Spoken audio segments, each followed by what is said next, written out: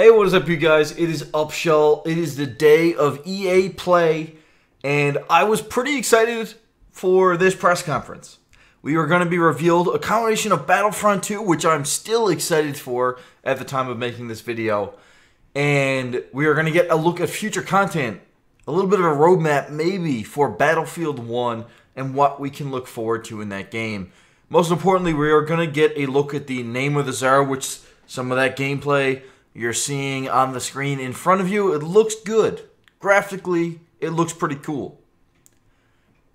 But here is why I'm so incredibly disappointed with EA, with Battlefield, and why I really think this game is going to be flatlining, dead, bury it, it's done, come this fall.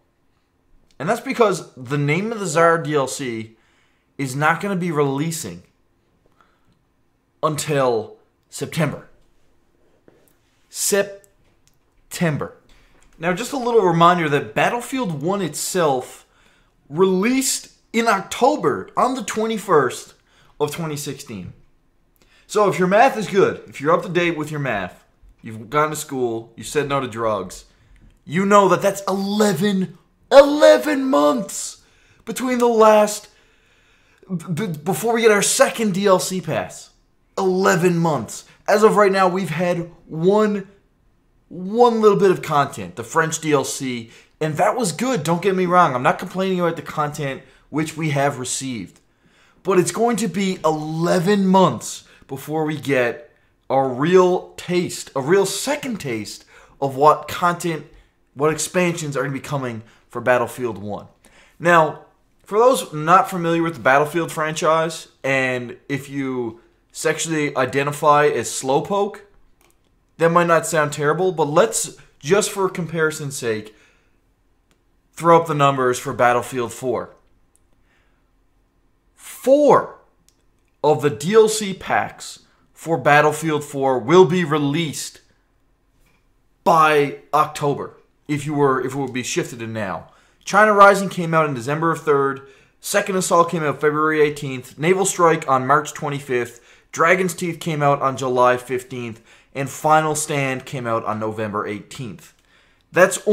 Final Stand is only coming 1 month after the second DLC for Battlefield 1 is coming out. It's obscene!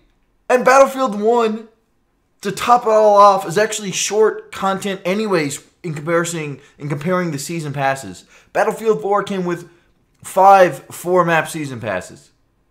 Battlefield 1 is only coming with 4 4-map season passes. So already we're down from 20 maps in the past game to 16.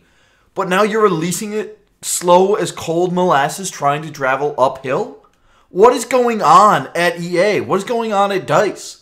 How is this release schedule so slow? And I know that Battlefield 4 had some pretty bad issues with regards to netcode, connectivity. They had some wonky servers. I know back playing that on PlayStation 4 at launch, it was tremendously hard to not rubber band everywhere around the servers. But that was because Battlefield 4 was released before it was finished. They managed to fix the game, get it to a fantastic working point, while also rolling out very, very high quality map packs. So where the hell is that for Battlefield 1? Battlefield 1 has sold incredibly well. 20 million players for Battlefield 1. That's an incredible number. That's an incredible amount of money to put on top of that. So where the hell is the content? Why is it so hard for EA to develop for this game? Now, this goes on to me watching the press conference and seeing Battlefront 2. That game looks incredible, at least from the little bit of gameplay we saw.